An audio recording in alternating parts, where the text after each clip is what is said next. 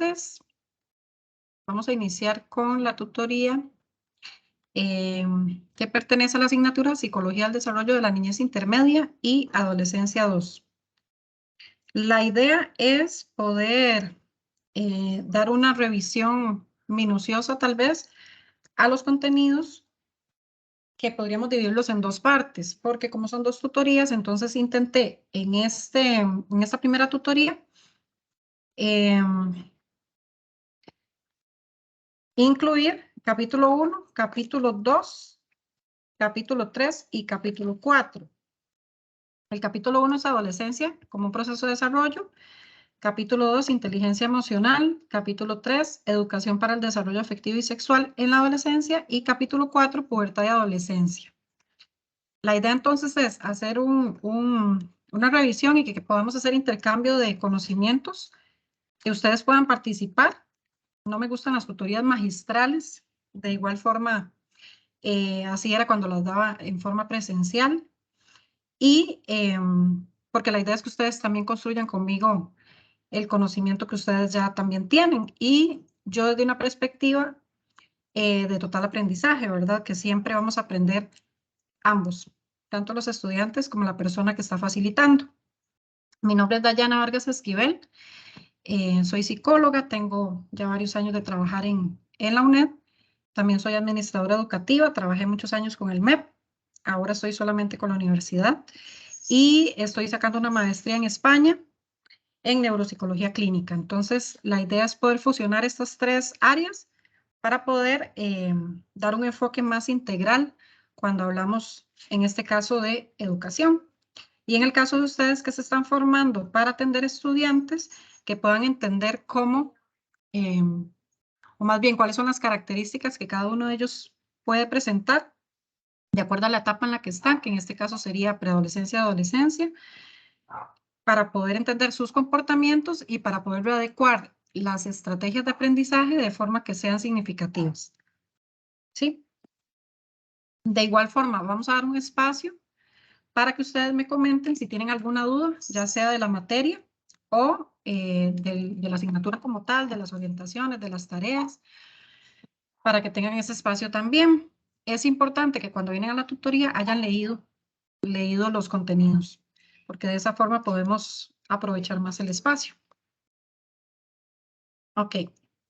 Hablamos entonces de pubertad, en este caso, cuando inicia en los niños la espermarquía y en las niñas la menarquía. Vamos a ver, ¿ustedes conocen esos términos? ¿Saben a qué se refiere? Sí, profe, ahí en el libro lo dice, ¿verdad? Lo comenta.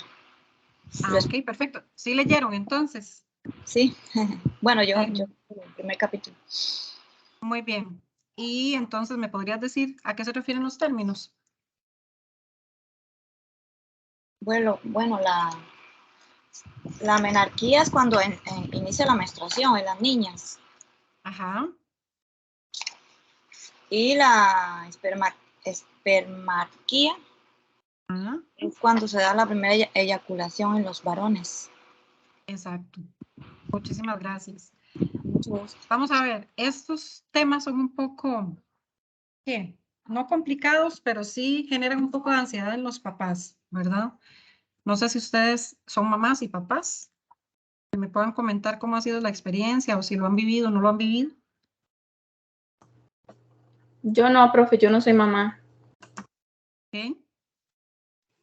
Con permiso, profe. Adelante. Yo sí soy mamá, tengo una niña de 12 años. Ya pasamos por esa, estamos comenzando esa etapa, ¿verdad?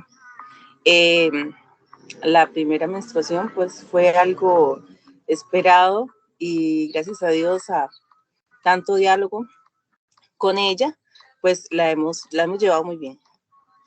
Hasta el momento no han habido mayores cosas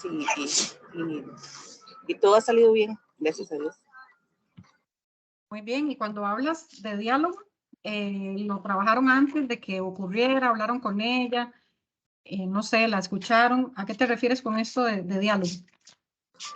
Exactamente, sí, ya hubo un tiempo de preparación, digamos, de comentarle, ¿verdad?, qué iba a pasar y todo eso, porque es como, bueno, siempre escuchan lo que otros dicen, otras niñas, o verdad. Entonces, era como un susto para ella, y entonces yo pues hablaba con ella, le explicaba que no era así, ¿verdad? Que era algo normal, que era algo que iba a pasar. Entonces, cuando sucedió, pues ella me dijo a mí, ¿verdad? Primero me dijo, mami, ya me bajó, mami. Entonces, en ese sentido hemos tenido una relación bastante buena. Excelente. Muchas gracias por compartir. Eso que usted está mencionando es casi que el punto de partida de la clave cuando estamos atravesando estas etapas. Siempre, ¿verdad? Siempre con los niños hay que tener apertura, hablar con ellos, escucharlos, pero en esta etapa, la preadolescencia y la adolescencia, es fundamental podernos acercar a ellos, ya sea como figuras de apego, ¿verdad? Que serían los papás o las personas que tienen a cargo el cuidado o la educación ¿verdad? Más que todo el cuidado. Y también como docentes, poder abrir espacios de manera que podamos escucharles y entenderles desde su mundo, ¿verdad? Porque nosotros evidentemente estamos en otro momento de vida y si no logramos entender cuál es el pensamiento del adolescente o el adolescente, no podemos entender qué pasa por su cabecita, ¿verdad? Y ellos son como muy discriminativos en a quién le cuentan y a quién no le cuentan las cosas. Entonces, nosotros como docentes tenemos que tener una apertura y tenemos que tener una posición abierta para poder llegar a la confianza que se requiere para que ellos nos comenten lo que podrían estar viviendo, ¿verdad? Y como padres también, de la misma forma. Ok, vamos a ver qué pasa aquí. Ajá. Una de las preguntas fundamentales en esta edad es ¿quién soy? ¿Verdad? Los adolescentes están en completo desarrollo de sus, digamos, descubriendo qué es lo que les gusta, cuáles son los temores, qué es lo que no les gusta. Pero esta pregunta es fundamental. De hecho, hay adultos que todavía no saben contestar esta pregunta, ¿verdad? Entonces, me parece fundamental que nosotros la apliquemos en nuestra interacción con adolescentes, que ellos puedan responder esto, ya sea mediante el arte, estrategias, por ejemplo, de dibujo, de esculturas, o ya sea que lo puedan decir verbalmente, ¿verdad? Pero sí es una pregunta sumamente importante porque nos viene a definir tanto la identidad como hasta cierto punto la personalidad. En este momento ustedes están trabajando ya con adolescentes.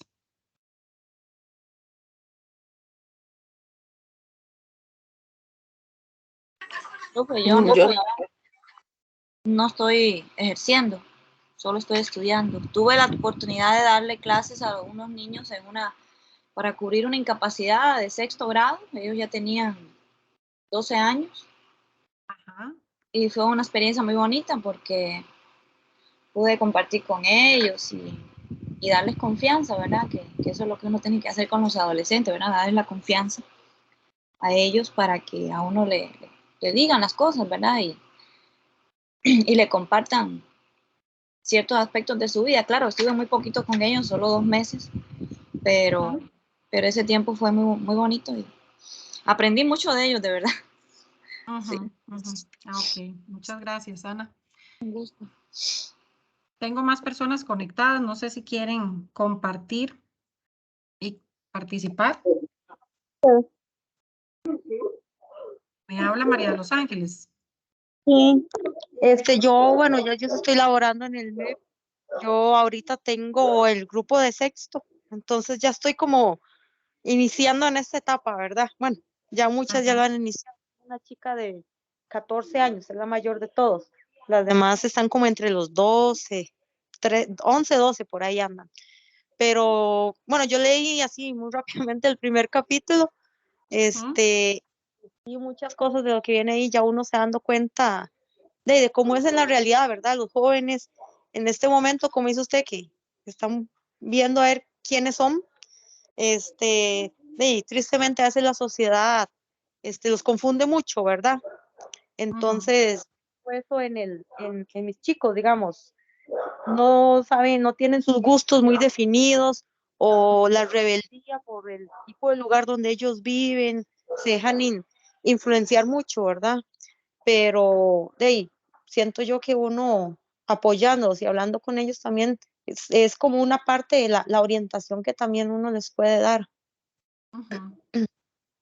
Ese sería mi aporte. Excelente. Muchas gracias. Daniela. No, profe, que yo también he tenido la oportunidad de trabajar con un grupo de sexto grado, pero a ellos los conocía desde bastante tiempo antes, como 2 años anteriores.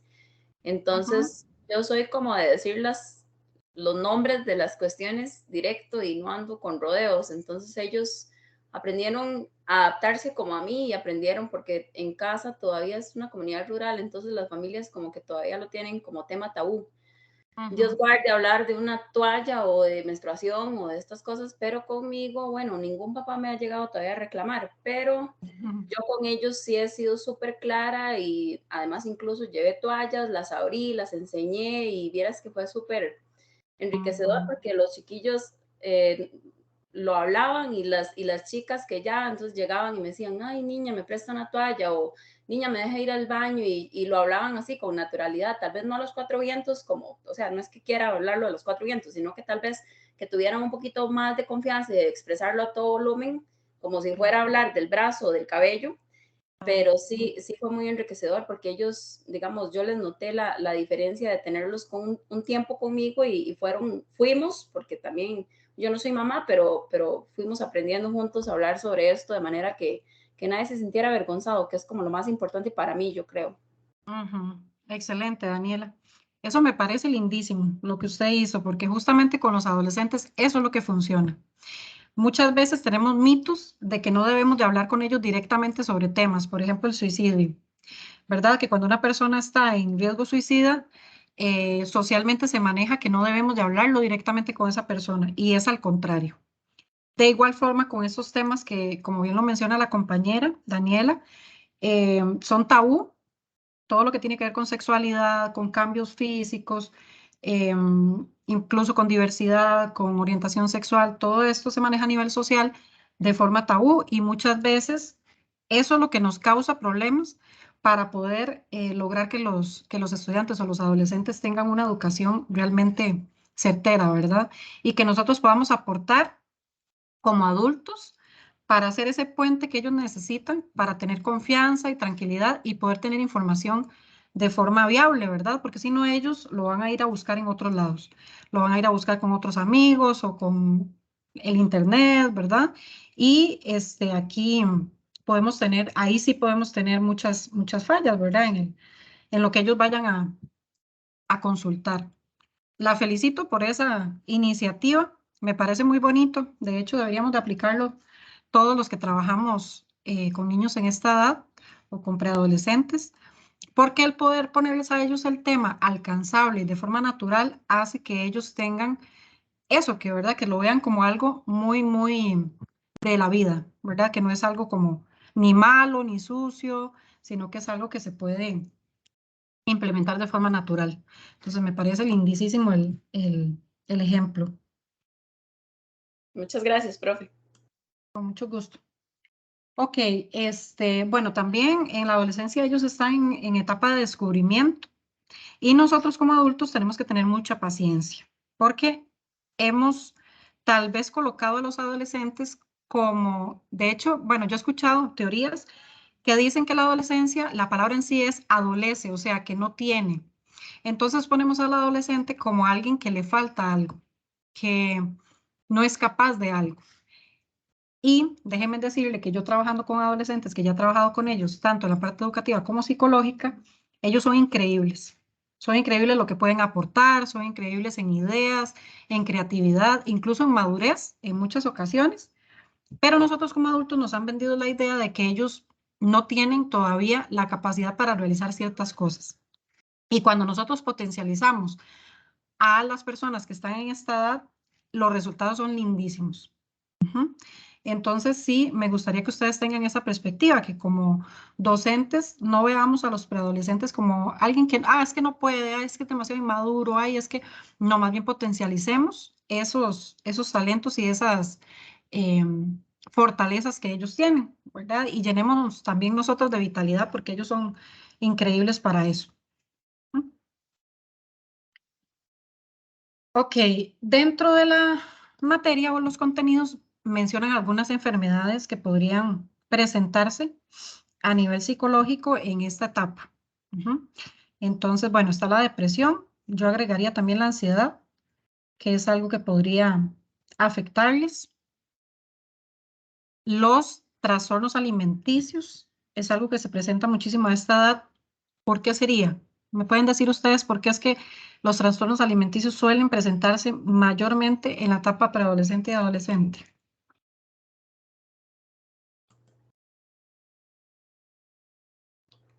Por la necesidad de aceptación social, creo, pienso. Ok, sí, por aceptación social. ¿Qué más?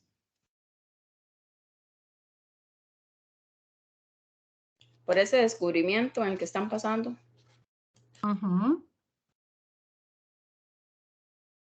¿Qué más? Por la presión de grupo, quizás que ellos quieren parecerse a su compañero o compañera en su figura o algo así, puede ser. Sí, excelente. Y también porque están en la definición de la identidad, ¿verdad? Entonces se están viendo a sí mismos a partir de lo que están viviendo socialmente, ¿verdad? Entonces aquí entra todo lo que ustedes están mencionando. Presión social, aceptación social, el descubrimiento, un poco sí, la influencia de los pares, ¿verdad? Que serían sus amigos y amigas o los compañeros de clase.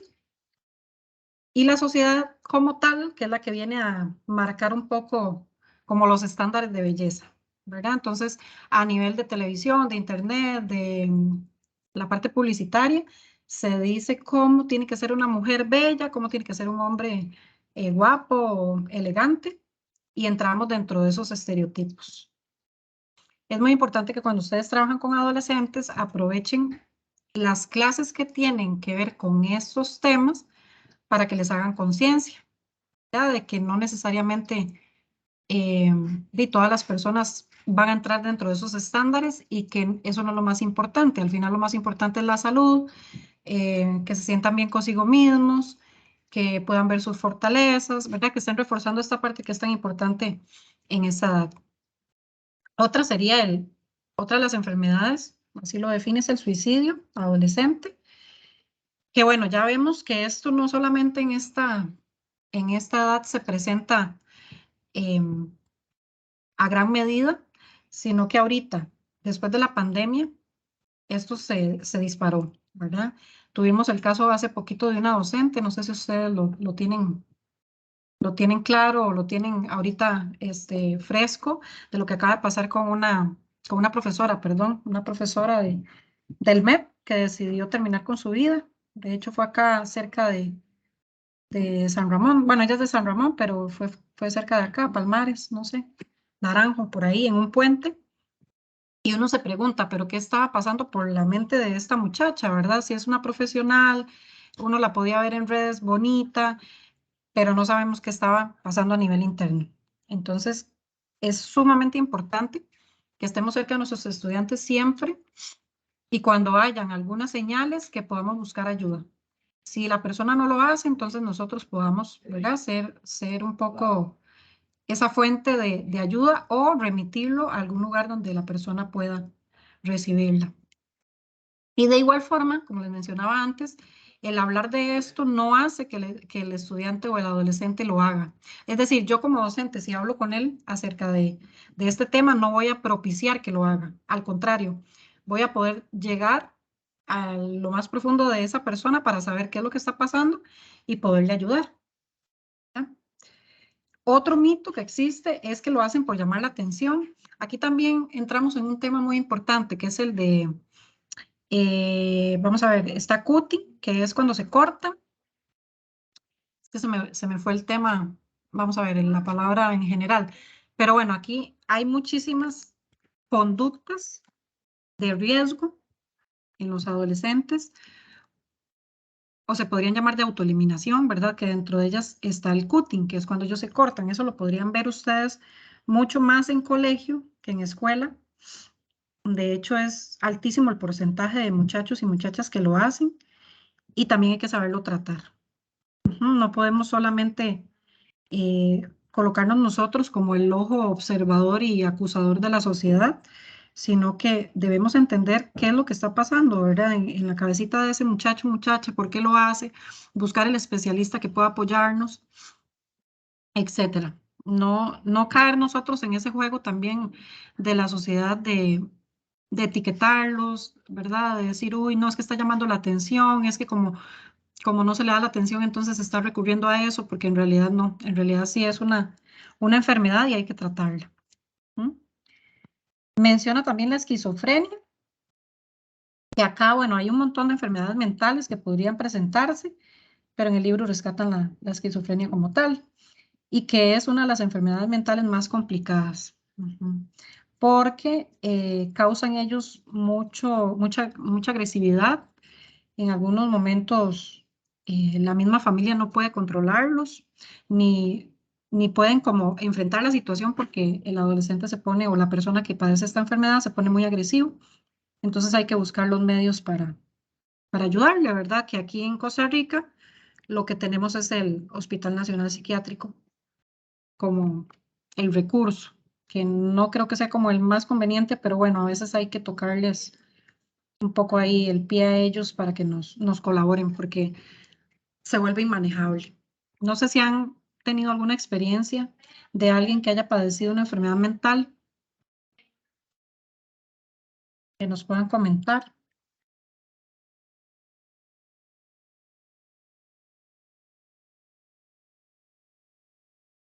¿no?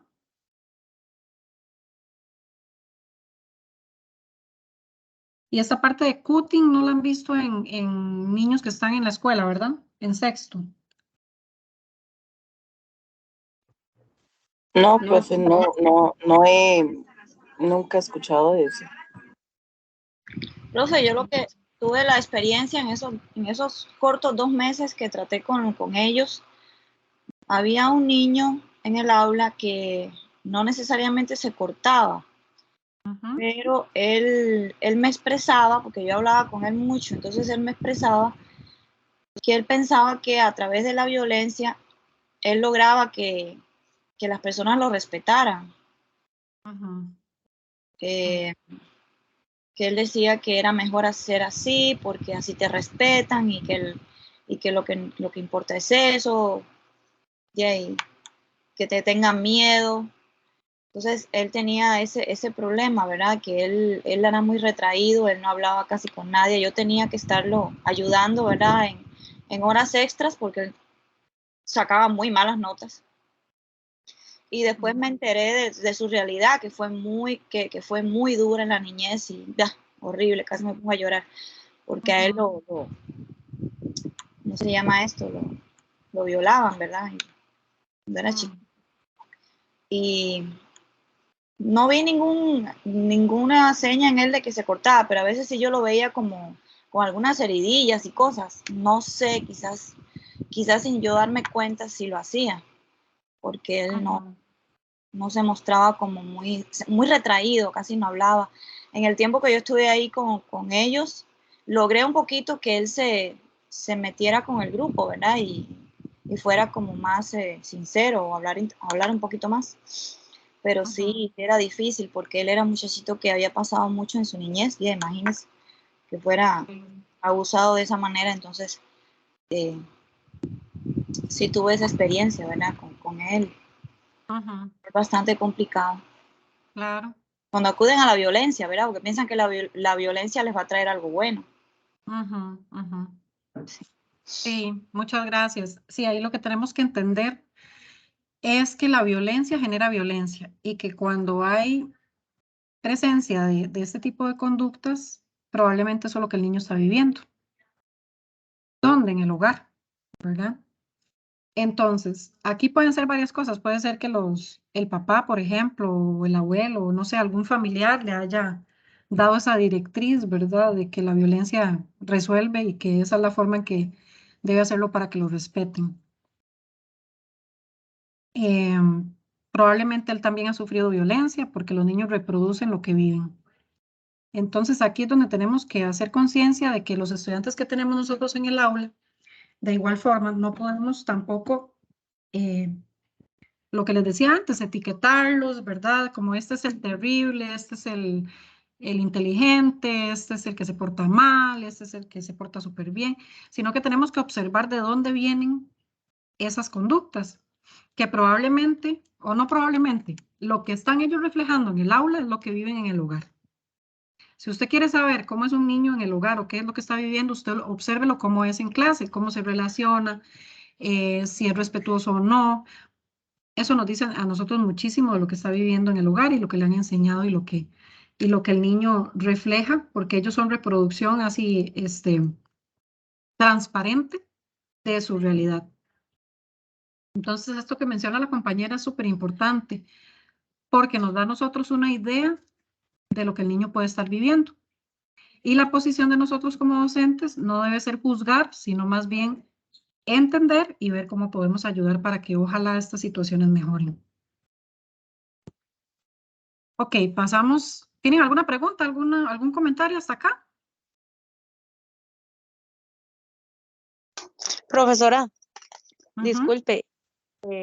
Bueno, yo les comenté que yo estoy en sexto grado. Yo apenas tengo un mes de ser nombrada, ujú, pero uno ve muchas situaciones, como dice usted, todo esto. Yo tengo 13 alumnos y, ¿verdad? Tienen situaciones de situaciones. Tengo una chica que sí, ella sí se ha cortado y ya le han abierto protocolo por intento, ¿verdad? ujú, Este, pero uno se da cuenta que muchas veces es por el apoyo que tienen en el hogar, porque yo hablando con la mamá, ella es que ella no hace el propio, ella llama la atención, ella solo molestar, ujú, ella solo allá. Y yo decía, ujú, pero es una chica de 12 años, todavía necesita que la mamá esté ahí apoyándola, ¿verdad? Pero también viene el problema que tiene la mamá, el problema que tiene la abuelita, y esos son cadenas que ellos arrastran, ¿verdad? claro. Siento yo que en la familia alguien tiene que tomar la decisión de ser diferente y cambiar, ¿verdad? Ujú, Yo trato de hablar mucho con esta muchacha, esta niña, ¿verdad? Que de 2 añitos todavía es casi una niña. Ella me decía que ella que yo gusté porque ya tengo con quién hablar, porque el profesor, el maestro que había era un hombre, sin ujú, hacer, digamos, la diferencia en género, pero tal vez lo ven a uno de mujer y ya yo soy mamá y todo, entonces ellas tal vez se apoyan un poquito más, pero ujú, como digo, a veces es el apoyo en el hogar, porque esa ujú, mamá suena feo, pero como muy despreciativamente de la hija, ¿verdad?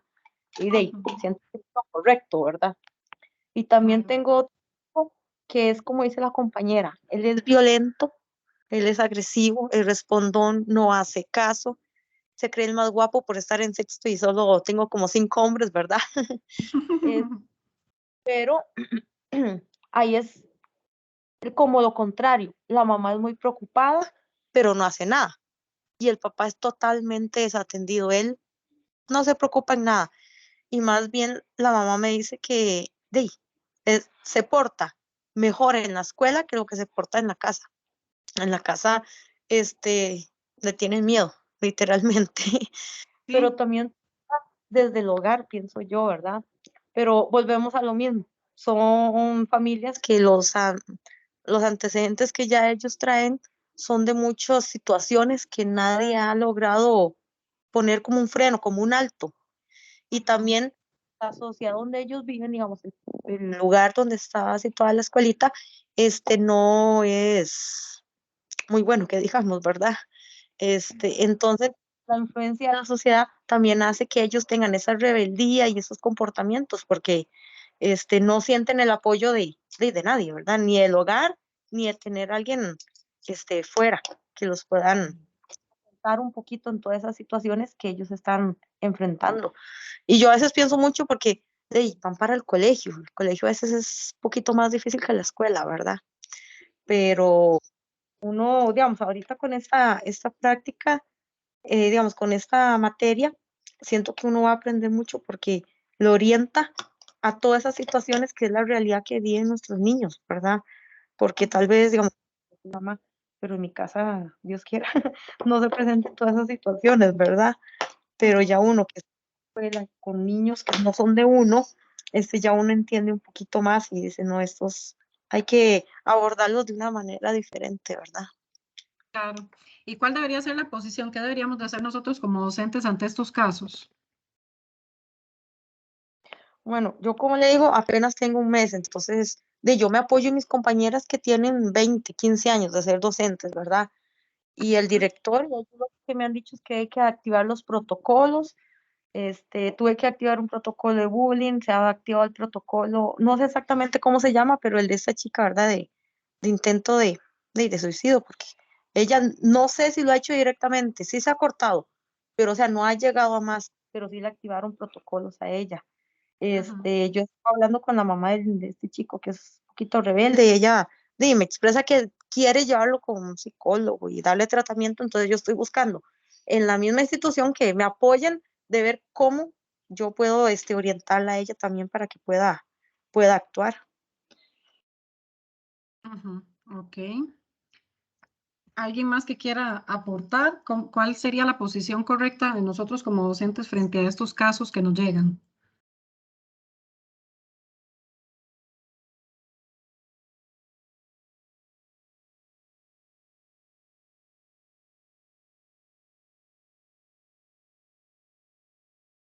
Ok, bueno, el Ministerio de Educación ha hecho un gran esfuerzo por salvaguardar hasta cierto punto la integridad de los estudiantes.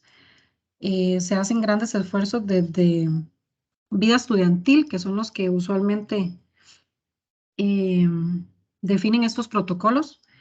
Y eso es muy, vamos a ver, muy importante, pero no nos podemos quedar ahí, ¿sí? Porque el protocolo simplemente es reportar, ¿verdad? Hago una carta, reporto que yo sé el caso, que el protocolo lo tiene que activar la primera persona que se da cuenta de la situación, comunicar a la dirección, inmediatamente se comunica al padre de familia. Y dependiendo, se da una referencia. Dependiendo el profesional que lo atienda, si es orientación, puede hacer una referencia, por ejemplo, a psicología, psiquiatría de la caja o de alguna otra institución, usualmente de la caja. Pero entonces veamos la perspectiva. Yo activo protocolo, hago todo este trámite, referimos a la caja y cuánto duran en la caja para atender a este chico o chica. Probablemente meses. Cuando topamos con suerte, los atienden rápido, pero usualmente duran meses, ¿verdad? Porque ya sabemos que la caja no tiene la capacidad para atender tantísima gente, hay pocos doctores o especialistas ahí presentes para poder ayudarnos.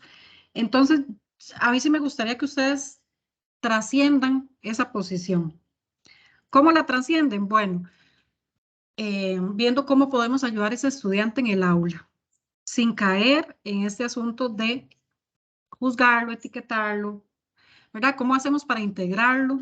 A este chico que es violento, ¿cómo hacemos para integrarlo en las actividades de aula? Que el chico, si es violento, probablemente tenga muchas carencias a nivel afectivo. Entonces, ¿cómo hacemos para que él sienta que a nosotros nos importa él o ella?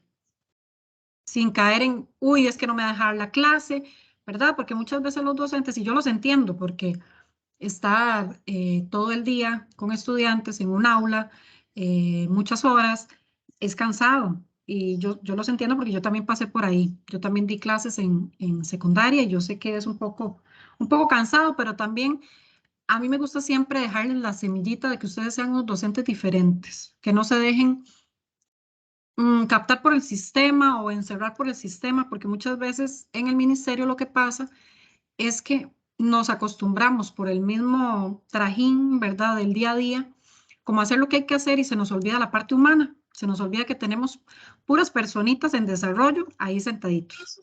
Hasta el soporte de los. Entonces, en esa altura Tenemos es que debe un, permanecer. hola, Ahí es. tenemos un micrófono abierto.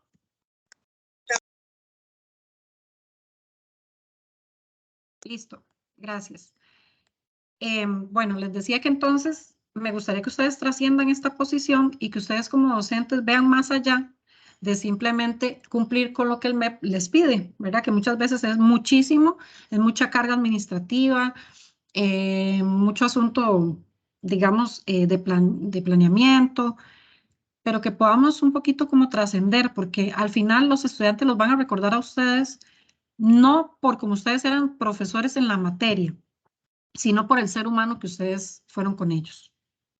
Y si yo les pregunto a ustedes, por ejemplo, hagamos el ejercicio, ¿qué profesor, profesora o maestro ustedes recuerdan que haya pasado por su vida? Un profesor o profesora que les haya marcado la vida, que ustedes digan, uy, yo recuerdo tal profesor por esto y esto y esto, o tal maestro. Bueno, yo recuerdo 2 profesoras, ¿Ah? una buena y otra no tan buena. Ajá. La profesora de matemáticas era una señora ya mayor, muy mayor, y era bastante, ¿cómo decir?, fuerte, ¿no? En su manera de tratar a los demás, no era muy amable.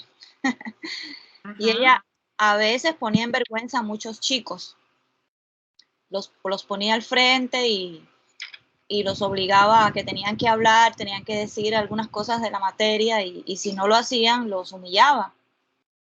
Y eso me quedó muy, muy profundamente arraigado en la mente. Yo no me olvido de ella nunca, por su manera de ser negativa.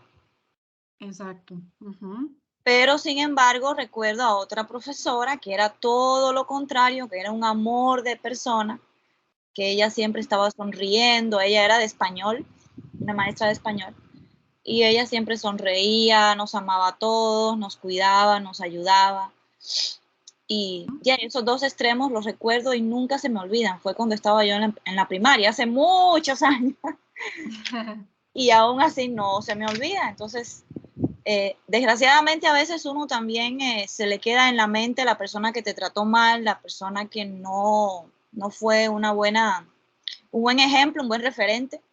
Ujú. Y por eso nosotros a veces tenemos que tener cuidado, ¿verdad? Porque si humillamos al alumno, si lo hacemos sentir mal delante de los demás, eso nunca se le va a olvidar a él. Exacto. Nunca se le va a olvidar y yo trato de evitar eso cuando estoy con mis chicos, ¿verdad? Y cuando he tenido la oportunidad de trabajar, porque también trabajo con los niños en la iglesia. Ajá. Yo les doy clases a ellos en la iglesia desde que yo tenía 15 años, ¿verdad? He dado clases a diferentes niños y tengo esa vocación de maestra desde chiquita, ¿verdad? Y a veces he cometido el error de, como usted dice, etiquetarlos. He cometido ese error, ay, que chiquito más malcriado, ay, que no se porta bien, que me tiene estresada. Entonces, Ajá. a veces he cometido ese error y he tratado de cambiar eso, porque sé que un niño humillado, un niño que uno lo hace sentir mal, nunca se le va a olvidar. Y a veces hasta he tenido que pedir perdón, he tenido que pedir disculpas a los mismos niños por la manera en que a veces uno de manera errada les ha hablado, ¿verdad? Les ha dicho, ya me tienes cansada, ya estás muy malcriado o no atiende. Entonces, y con mis hijos también, ¿verdad? Yo también, porque soy madre de 3 hijos, ya son grandes, pero siempre uno a veces comete ese error, ¿verdad? De humillarlos. Y yo me acuerdo de esa profesora mía, ¿verdad? Que los humillaba, ¿cómo era posible? Que los ponía enfrente de la clase y los hacía sentir tan mal, aún a punto de hacerlos llorar. Entonces, uno como maestro tiene que tener tanto cuidado en eso, ¿verdad? Claro. Muchísimas gracias por su aporte. Vea qué interesante, porque usted lo recuerda por la parte efectiva a estas dos personas. En ningún momento me dijo, la recuerdo porque me enseñó español de tal forma o matemática de tal forma. No, lo que recordamos de los docentes es la parte afectiva, cómo ellos se entregaron a nosotros de forma positiva o negativa. De igual forma, los estudiantes los van a recordar a ustedes de esa forma, ¿verdad? De esa manera. Entonces, sí es muy importante que sepamos la influencia y el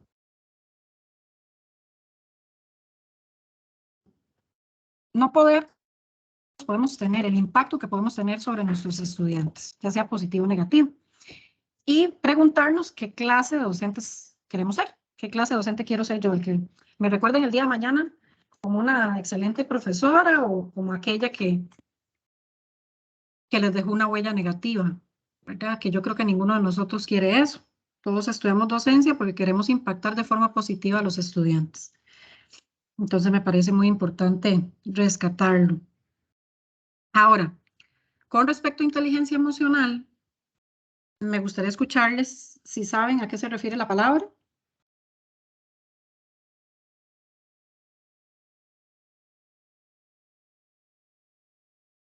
¿Qué es inteligencia emocional?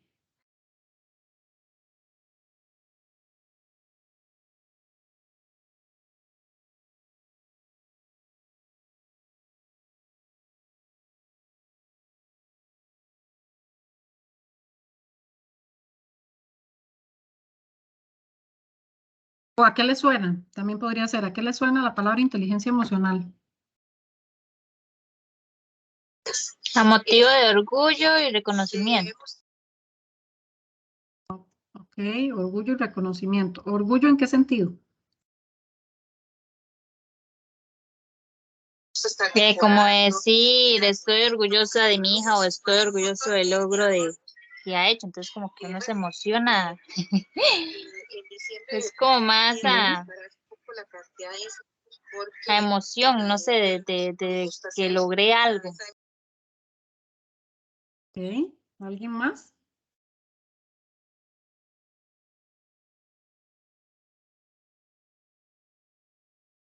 Yo pienso, profe, disculpe que otra vez me está la cuchara. No se preocupe. La inteligencia emocional es la capacidad que uno tiene para controlar sus emociones, para tomar decisiones acertadas, para el bien de uno mismo y de los demás. No sé, más o menos. Ok, muchas gracias. Mucho gusto. ¿Alguien más?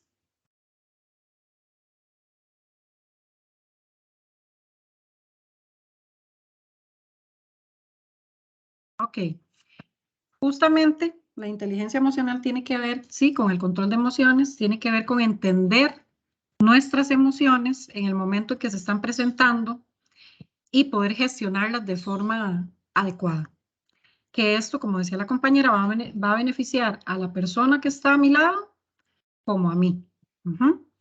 Que está muy ligado también a la asertividad. ¿Qué es asertividad? Poder decir lo correcto en el momento correcto. Entonces, ¿de qué nos sirve a nosotros la inteligencia emocional en educación? Muchísimo. Porque si nosotros trabajamos esto, empezando por nosotros como personas y como docentes, podemos transmitirle al estudiante la forma correcta de expresarse sobre lo que está sintiendo y en el momento en que debe expresarlo.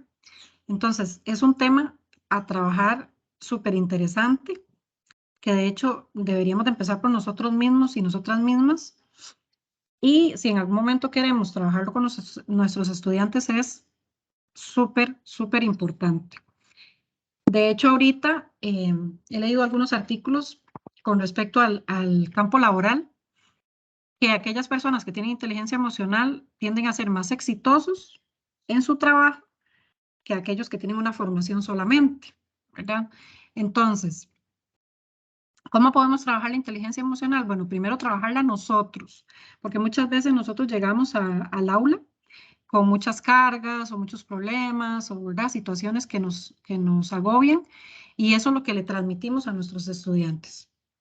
Entonces tenemos que aprender a gestionarlo en el momento y en la forma correcta. ¿Cómo? Bueno, yo tengo que buscar mis espacios para liberar el estrés como docente, ya sea el ejercicio físico, ya sea la terapia psicológica, aquello que yo sienta que me ayuda a liberar para no llegar al aula y proyectar eso que yo ando internamente. Y en los estudiantes podemos fomentarlo de manera que ellos puedan respetar cuando el otro está expresando lo que siente y que tengan la capacidad de expresar en su momento cómo se están sintiendo, porque nos cuesta muchísimo, ¿verdad? A nivel de sociedad, esto es como muy reprimido, ¿verdad? Usualmente nosotros no decimos cómo nos sentimos, sino que más bien decimos qué estamos pensando. No sé qué les parece este tema. ¿Les parece que podría ser importante trabajarlo?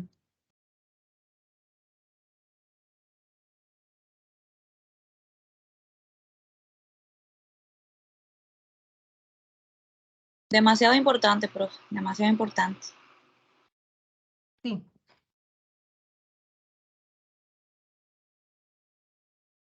Bueno, hay muchas técnicas para trabajar este tema.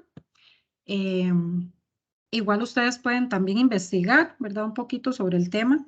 En el libro viene, pero pueden complementarlo con artículos o con otras fuentes para que ustedes vean qué interesante. De hecho, es un tema que se puede aplicar en la pareja, en la familia, en el aula, en todas las áreas. Vieran que yo hice mi tesis de administración educativa para ver hasta dónde el director al que yo evalué tenía inteligencia emocional para su gestión educativa. Y bueno, fue muy interesante porque en el caso de él salió súper alto, ¿verdad? Él es un excelente director, es una persona superhumana, muy asertivo, muy preocupado por sus docentes.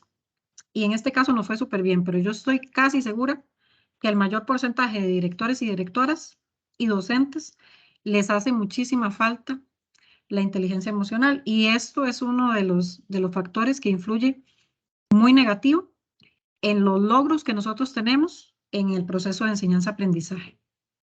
Entonces es un tema que sí me parece que requiere mucha atención y que sería muy viable trabajar en la parte educativa. Ujú. Ok. Sexualidad.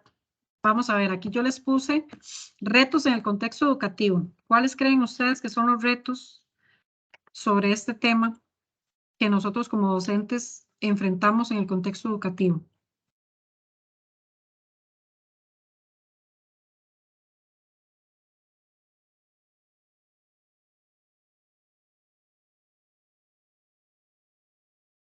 Yo diría que entre ellos la confianza para hablar del tema abiertamente. Muy bien. ¿Qué más?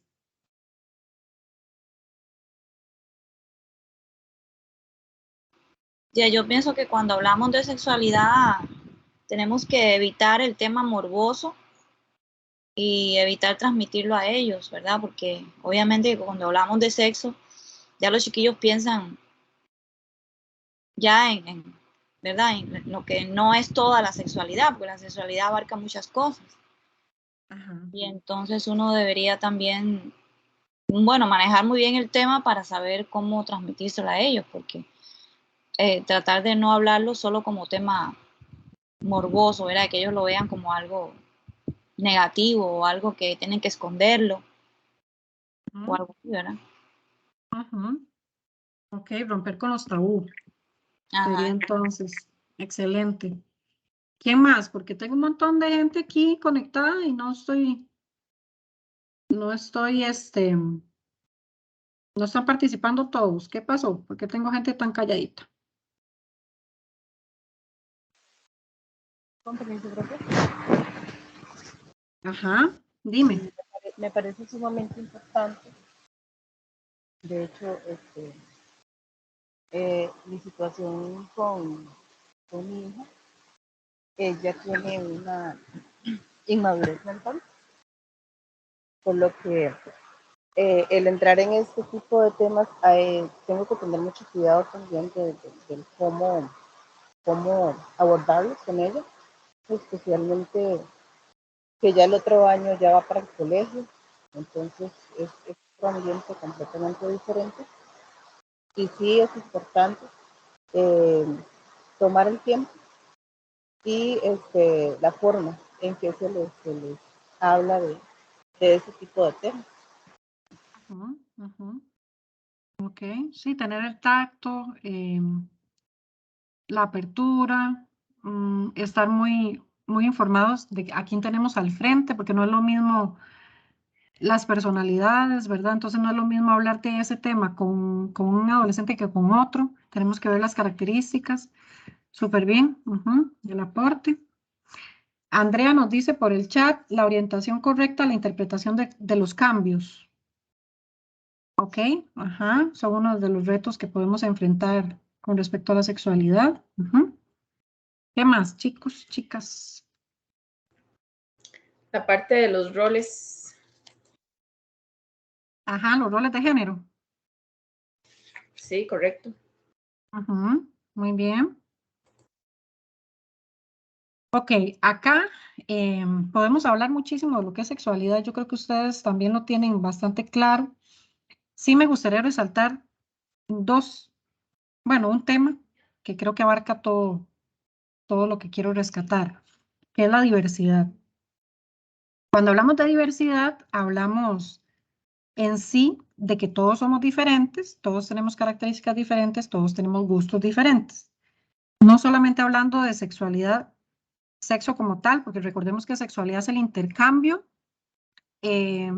a nivel humano que yo hago con las personas, que incluye el sexo, sí, pero que no es solamente eso, y que en este intercambio entre las personas hay muchísimas posibilidades. ¿En cuanto a qué? En cuanto a los gustos, a las perspectivas, a las formas de ver el mundo, etc. Ahorita nosotros como adultos nos enfrentamos a ciertas situaciones donde en algunas ocasiones van a chocar con nuestras creencias, ¿verdad? Y nosotros como docentes no podemos tomar un juicio de valor ni emitir de igual forma, como lo hablamos anteriormente, de juzgar. Tenemos que tener una actitud de respeto para poder nosotros también transmitirle a los estudiantes que esa es la forma de relacionarse. Ellos tienen que respetar al otro independientemente de cómo es el otro. Independientemente de sus gustos, de su forma de pensar, de su forma de sentir. Entonces, ustedes están ante el reto de ver cómo son una fuente de apoyo para todos sus estudiantes, que dentro de esa fuente de apoyo se van a topar con estudiantes que las van a sacar o los van a sacar un poco de su estructura mental. ¿A qué me refiero? A que ustedes pueden encontrarse, por ejemplo, un estudiante trans, pueden presentarse en su aula una estudiante o un estudiante que es transformista, ¿verdad? Que se viste de mujer o se viste de hombre, o pueden decirle que no saben si les gustan los hombres y las mujeres, porque recordemos que en esta etapa ellos están en descubrimiento. Entonces, puede pasar que dentro del proceso nos encontremos con estas situaciones y nosotros como docentes tenemos que mantener una actitud de respeto y no prestarnos para lo que podría pasar o pasa regularmente cuando esto se presenta, ¿verdad? Que es la burla o la incomodidad. Volvemos al mismo punto que conversábamos antes. Entre más natural nosotros lo veamos y lo hagamos sentir, más natural es para ellos recibirlo. Si nosotros como docentes implementamos el respeto en nuestro contexto, los estudiantes aprenden a respetar. Eso es así como tan de ecuación directa, porque nosotros somos un modelo para ellos, un modelo de autoridad, un modelo de vida, y entonces somos nosotros los encargados de gestionar y de intermediar para que estas situaciones transcurran de la mejor forma posible. No sé si han topado con alguna de estas situaciones en donde ustedes trabajan.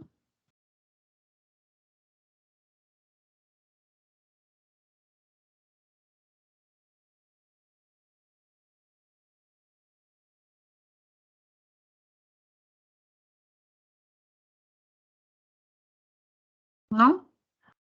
¿O el tema les genera un poquillo de No, incomodidad? profe, yo no, es que por eso no aporté, porque yo no.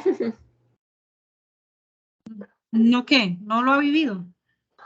No he tenido chicos de ninguna de estas características, ni incluso gay, digamos, que decimos normalmente.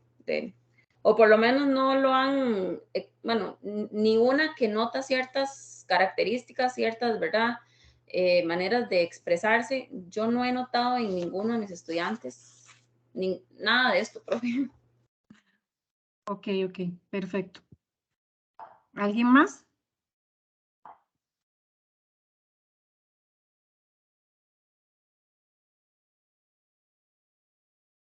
¿Por qué están tan callados y calladas?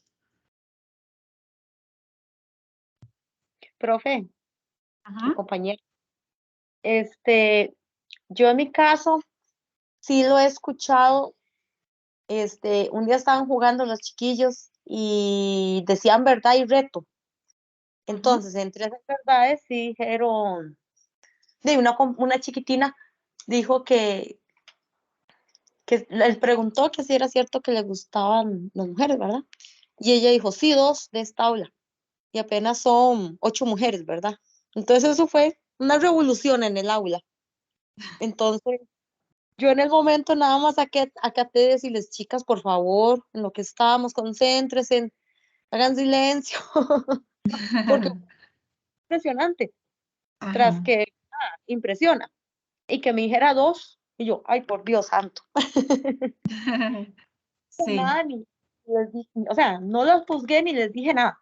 Yo solo les dije silencio, porque de ahí Ujú. uno tiene que saber cómo es un tema muy delicado, ¿verdad?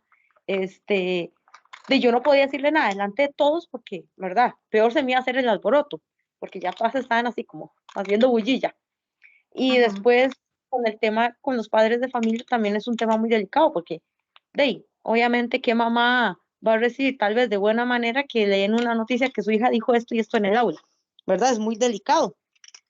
Ujú. Sin embargo, el comportamiento de ellas, yo las veo, se portan bien, están ahí en el recreo. No he visto nada fuera de lo normal, ¿verdad? De jugar o algo así, porque aunque están en sexto, yo sí las veo jugando y compartiendo. Entonces digo, Ujú. bueno, tal vez lo dijo por decirlo, o muchas veces, como estaban mencionando, por moda, se dejan llevar, ¿verdad? Por situaciones. Ujú.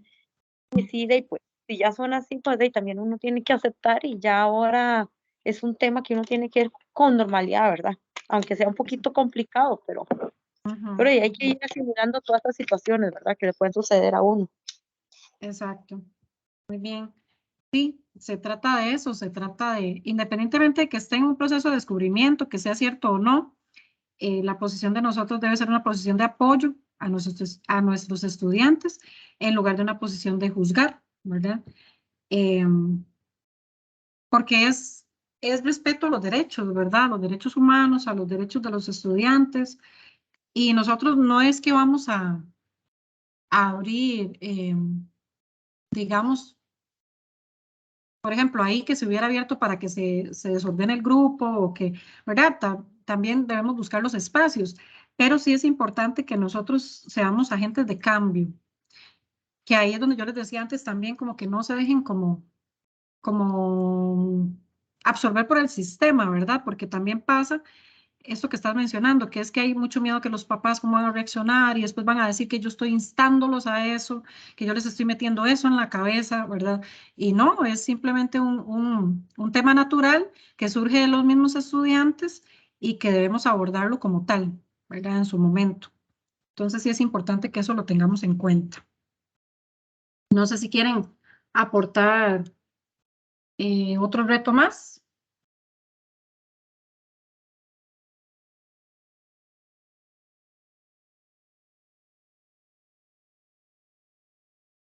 Bueno, siempre ser nosotros también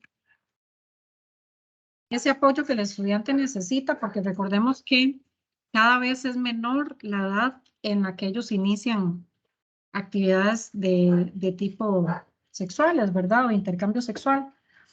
Entonces, tomar en cuenta que la edad va disminuyendo, estamos en un mundo que va súper rápido y así como se acelera el Internet, nuestros estudiantes también han tenido una aceleración, digamos, del pensamiento y del desarrollo como tal. Y entonces ya no vemos adolescentes a los 13 o 14, sino que ya los vemos a los 9, a los 10 hablando de este tipo de temas, ¿verdad? Es de ahí la importancia que nosotros estemos actualizados y que podamos conversar con ellos, que podamos darles esa confianza y que podamos verlo de forma natural.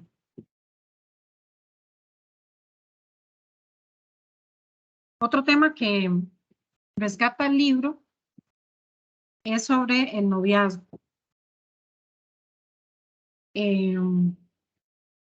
Esto es todo un tema, porque se van a presentar situaciones al inicio de la preadolescencia, donde ya ellos empiezan a descubrir o empiezan a comentar que les gusta una u otra persona, pero el enfoque que nosotros le demos siempre tiene que ser un enfoque positivo, ¿verdad? A esta parte de interrelacionarse con el otro de forma respetuosa.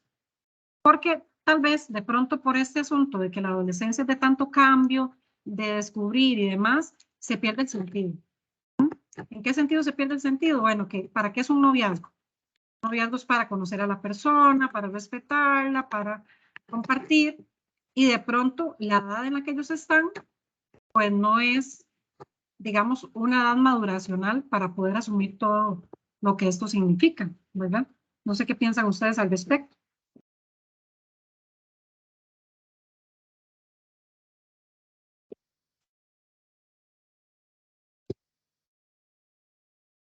Es decir, ¿cuál es la posición o cuál debería ser la posición de nosotros como docentes cuando los estudiantes nos hablan del noviazgo?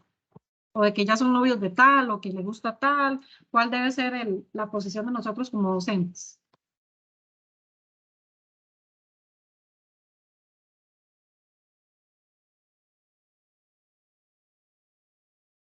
Ya, y profe, yo pienso que uno debería aconsejarles Ok.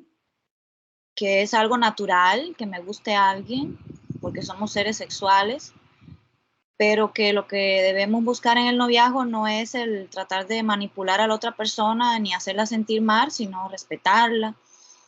Que el noviazgo, como usted dice, es para conocerse, para encontrar que hay un tema en común y para no para hacer planes a futuro, porque como usted dice, es muy cambiante, ¿verdad? Un chiquillo hoy me gusta y mañana me gusta otro, porque el adolescente es así, no es muy estable en las relaciones. Aunque hay muchos que sí son estables, pero la mayoría no. Lo que ver como docentes es orientarles y aconsejarles, ¿verdad? Que se respeten, que no hagan nada indebido delante de los demás. Y nada más. Muy bien. Sí. Profe, Aconsejarles. Hola. en mi caso yo en lo personal no estoy ejerciendo ni he tratado así con jóvenes, ¿verdad? Pero un ejemplo hoy, estaba escuchando a una mamá que, bueno, tiene un chiquito de que 3, 2 años y ya el chiquito dice que él ya tiene novia y que ya desde edades tempranas los papás lo toman como un juego y, ay, sí, él ya tiene novia. O él llega y le da un besito, salió muy enamorado desde pequeño. Entonces, como siento yo que ahora lo están tomando como muy normal. Ah, es un niño, él todavía no sabe qué es eso. Ah, o empieza a atravesar, es que él está. Entonces siento que como que han crecido como en algo tan normal, algo tan juego, pero la realidad de la palabra noviazgo lleva muchos, muchos temas, como está diciendo la compañera anterior, el asesorarlos y todo. Pero aunque ellos están chiquitos, siento yo que ellos ya van creciendo con esa idea. No sé, lo veo yo así. Sí, siempre la posición del adulto es sumamente importante porque ya les comentaba antes, desde edades tempranas, nosotros somos un modelo para ellos, un modelo de vida y un modelo de autoridad, ¿verdad? Y lo que dice el adulto tiene mucho peso. Entonces tenemos que tener mucho cuidado cómo nos expresamos frente a estos temas, que de paso mencionar que con respecto a lo que estaba diciendo la compañera, de aconsejarlos, también es importante tomarles la importancia, valga la redundancia, darles la importancia al tema de lo que ellos están presentando. Porque muchas veces nosotros les decimos, ay, no, ¿usted qué va a saber de eso? Ay, no, usted que está en una edad donde ni siquiera tiene que hablar de eso. Y eso lo que hace es reprimir el estudiante, reprimir la persona y que nos pongan a nosotros una barrera de que la próxima vez no nos van a decir nada porque evidentemente están viendo que no tienen apoyo o que usted no le pone atención. Y si bien es cierto que ellos muchas cosas no las hacen por llamar la atención, en esta etapa es sumamente importante que se sientan acompañados. Creo que hay que cambiar como la palabra, no es como que llama la atención, pero sí necesitan acompañamiento, muchísimo acompañamiento. Entonces, esa es la función que nosotros como docentes debemos de tener. Maternidad y paternidad. Cuando uno habla de esto en estas edades, bueno, hasta a mí se me para el pelo, ¿verdad? O sea, hablar de maternidad y paternidad a los 12 años es como súper impactante. Pero bueno, no nos podemos negar a la realidad de que en algunos momentos podríamos estar enfrentando esta situación. A ver, voy a leer aquí un momentito lo del chat. Que Andrea dice, considero que se puede aportar la educación a las relaciones propias acorde a su edad. Hablarles de enfermedades de transmisión sexual, de prevención de embarazos y desde luego darle valor a los sentimientos y emociones que enfrentan. Súper bien. Dice que escribe en el chat porque hay mucho ruido, porque va en el bus. Excelente, Andrea, muchas gracias por su aporte. De hecho, tiene muchísima razón. Muy importantes esos temas también, claro. En esta edad poder hablarles de enfermedades de transmisión sexual, de la importancia de, ¿verdad? De cuidarse en ese sentido, de prevención de embarazos, que ya tiene que ver con este tema que estamos conversando. Eso es lo más lógico que nosotros podamos más bien hablar de prevención de embarazos y no estar hablando de maternidad y paternidad en esta edad, ¿verdad? Pero si ya pasa, pues tenemos que enfrentarlo.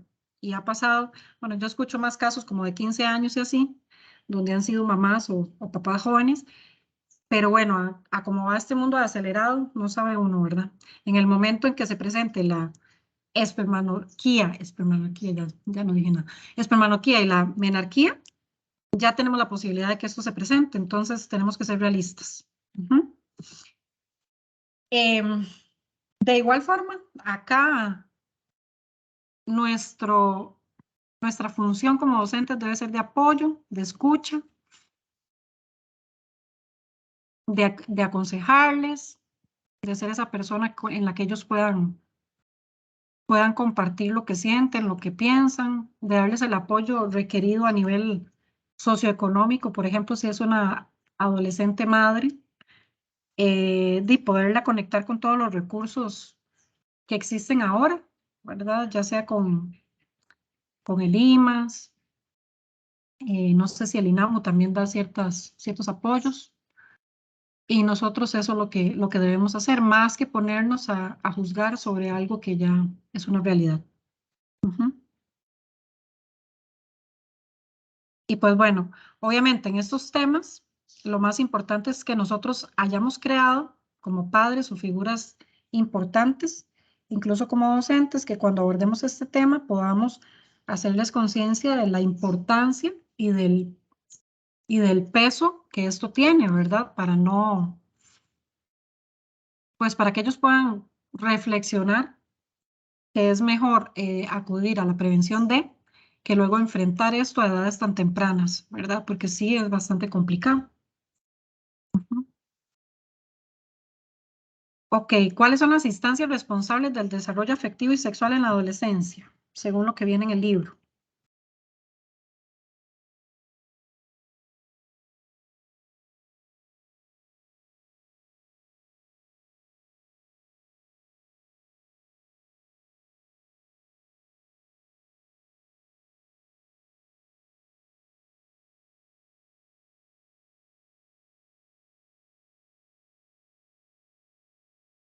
Ah, es que leyeron solo el primer capítulo.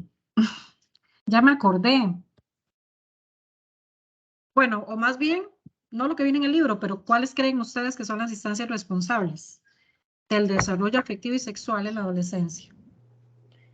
Profe, sí, efectivamente yo voy a ser honesta totalmente. Yo solo he leído el primer capítulo, pero ya me ubiqué en las páginas del libro y indica que es la familia y nosotros como profesionales en educación futuros porque estamos estudiándolo, ¿no? Perfecto, muchísimas gracias. Exacto, la familia y la comunidad educativa son los responsables, las instancias más importantes para apoyar en el desarrollo afectivo y sexual en la adolescencia. Entonces tiene que ser un trabajo en conjunto, ¿verdad? Tanto la familia como la comunidad educativa, que en este caso nosotros como docentes estamos dentro de, debemos trabajar en equipo para poder apoyar a los adolescentes en estos temas. ¿Cómo? Bueno, nosotros en el aula siempre reforzando la importancia que tienen los temas, el respeto a sí mismos, que puedan encontrar confianza en nosotros para conversar. En la familia, pues si nosotros vemos que la familia no está aportando mucho a nivel positivo en estos temas, también podríamos ser nosotros un andamiaje o un puente para poder lograrlo. Yo sé que a veces las familias son un poco herméticas, pero nosotros como docentes también podríamos llamar a la familia, llamar a los papás y sentarlos y hablarles y, ¿verdad? Un poco como involucrarnos más en estos temas para poder lograr que el estudiante tenga apoyo en ambos lados. No debemos de caer en el conformismo o más bien en el pesimismo, ¿verdad? De que podamos decir, ay, no, es que sí, esta familia ya no tiene arreglo. Siempre hay algo que se puede hacer. Yo creo que mucho también es cómo nosotros les llegamos a esas personas, cómo les hablamos, que siempre hay que hablarles desde el respeto, ¿verdad? No ser intrusivos, sino más bien como de hacerlos reflexionar o en algún momento podemos en una reunión de padres de familia tocar el tema, ¿verdad? Hay algunas estrategias que podemos nosotros como docentes implementar. Bueno, esto era lo que yo traía para compartir ahorita en la tutoría. No sé si tienen alguna duda o comentario con respecto a los contenidos o de igual forma si tienen alguna duda sobre la asignatura o la orientación o las tareas, este es el momento para que me lo comenten.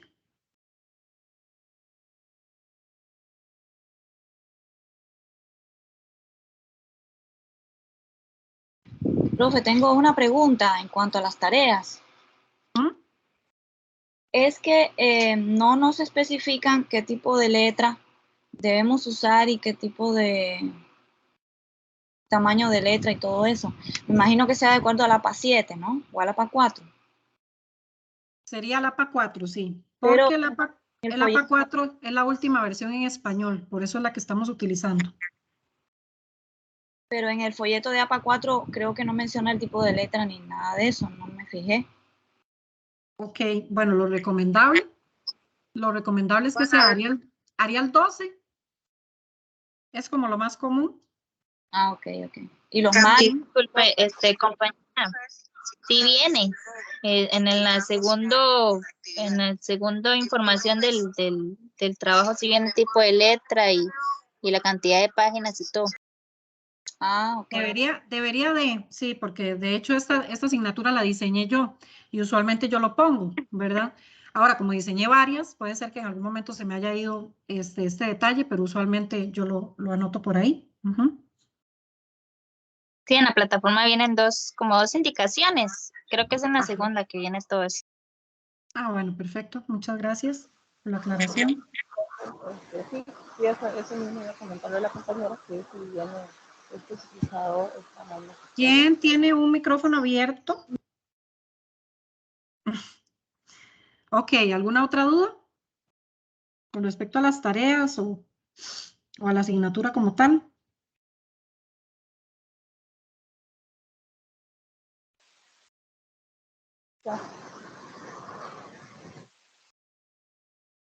Todo clarísimo. ¿Algún comentario sobre la tutoría o los contenidos que abordamos?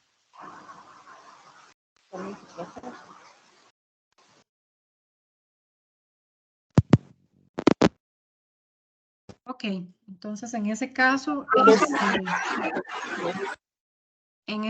quedaríamos hasta acá. Cualquier cosa, pueden escribir al correo. Recordemos que este curso yo lo diseñé, esta asignatura, perdón, yo la diseñé, pero hay varios docentes varios tutores que estamos dando los cursos de acuerdo a los grupos. Entonces, cualquier duda también la pueden hacer a sus tutores específicos de las asignaturas, de los grupos, o también si requieren algún tipo de apoyo mío, con muchísimo gusto. Solo me escriben al correo. Está bien. Profe, sí, eso era lo que yo le iba a decir. Tal vez el hecho de yo asumir que todo está clarísimo, no, digamos, en mi caso, no es que no quiera aportar, sino que yo sinceramente voy como al día a día, porque también trabajo y casi que me quedan solo las tardes para llegar y descargar las orientaciones de cada ruta, de cada tarea, y voy como popularmente lo que las personas dicen, coyol quebrado, coyol comido. Entonces, siempre trato mucho de hacer uso del correo interno para hacer las dudas, porque a veces como que el del foro de dudas, no sé, me parece que, no sé, no me gusta, no me encanta. Entonces voy directo al correo, pero yo sinceramente le agradezco mucho la apertura del correo interno para las dudas, porque si, digamos, yo ahora no le puedo decir, no tengo ninguna duda, todo está clarísimo, sino que tengo que ir como a ese día a día, pero es más que todo, digamos, mi opinión. Ajá. Ok, perfecto. Ahí nada más lo que hay que tener cuidado es que cuando son dudas propias a alguna tarea, es importante que sí lo hagan en el foro de dudas. Ya cuando es una situación diferente, pues veo. Porque el asunto es que, digamos, el medio oficial para presentar las dudas en las asignaturas es el foro de dudas. De igual forma, si en algún momento usted necesita aclaración de algo, lo puede hacer en el correo, pero lo más indicado es que sea en el foro de dudas. Ok, Lisbeth está diciendo en el chat el segundo trabajo, introducción y conclusión, ¿cuánto de extensión? El de la infografía. Vamos a revisar un momentito acá la plataforma.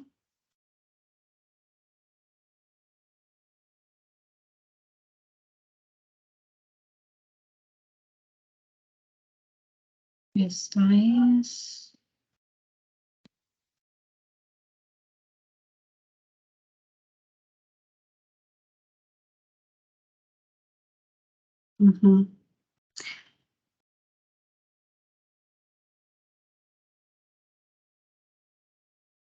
Está preguntando por la infografía.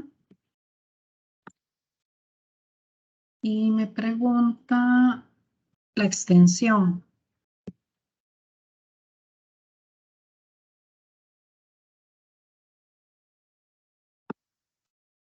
Ok, vean que aquí viene el tipo de letra, interlineado, formato del documento.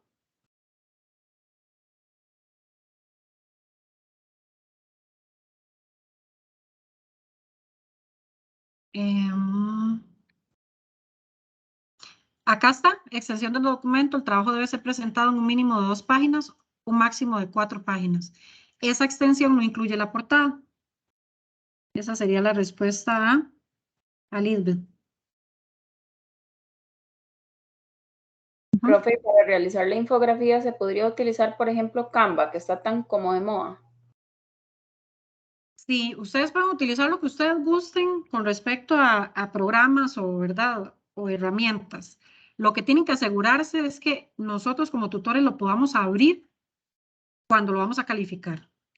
Porque si son herramientas que requieren de acceso, no sé, de suscripción, este tipo de cosas, a veces topamos con la mala suerte que abrimos el documento y no logramos visualizarlo. Entonces se vuelve complicado a la hora de calificarlo. Yo creo que en Canva no hay ningún problema, ¿verdad? No tiene nada de acceso ni nada de este tipo de cosas. No, profe, en Canva uno lo que hace es que descarga el documento, ya sea en formato PDF o en formato de imagen, entonces nada más como lo adjunta al documento de Word para incluirle lo de la portada y todas estas demás partes. Ah, ok. Entonces no hay ningún problema. Se puede utilizar perfectamente. La extensión de la introducción y conclusión no tiene que ser específicamente una página cada una. Bueno, usualmente por la formalidad de los trabajos sí debería ser así. Debería ser introducción en una página y conclusión en otra página. Y de hecho deberían de ustedes practicarlo, porque cuando hacen la tesis es así. La introducción tiene que extenderse en una página, que es cuando ustedes obviamente explican, ¿verdad?, lo que van a realizar. Entendiendo que este es un trabajo pequeñito, la infografía, pues usualmente no se va a alargar una página, pero sí es importante que lo hagan en páginas separadas. A nivel de formalidad del trabajo se ve mejor y es más adecuado.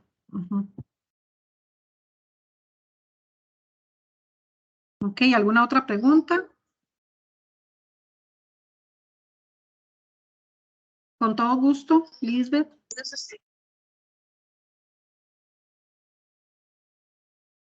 ¿Alguna otra pregunta o comentario? ¿Cómo sintieron la tutoría? Yo la sentí muy bonita, profe. Es muy bueno conversar y hablar sobre estos temas, ¿verdad? Y me pareció muy interesante el poder expresar, ¿verdad? Lo que nosotros sentimos y pensamos como estudiantes. Y usted como profesora explicó muy bien. Entonces, a mí me pareció muy bonita y muy acertada la tutoría. Muchas gracias, profe. Excelente, no, gracias a ustedes y para mí es un placer compartir con ustedes en este espacio. Siempre aprendo también de sus experiencias y de sus formas de ver la vida y de expresar lo que viven y lo que piensan. Entonces, de mi parte fue un placer haber compartido este espacio y ahí les queda cualquier cosa, mi correo. Bueno, ahí lo tienen en la plataforma. Cualquier cosa, cualquier comentario o alguna crítica constructiva o lo que ustedes quieran. Ahí estoy yo con muchísimo gusto para atenderles.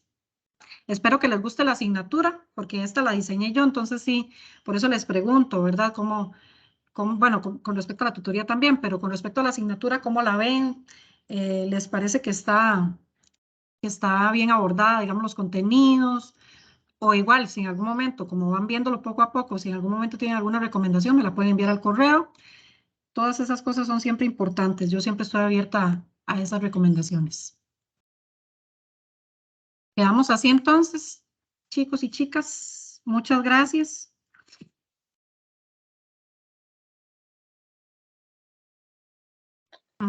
Anastasia nos comenta, especialmente me gusta mucho la psicología, pues se relaciona mucho con la educación. Sí, exactamente.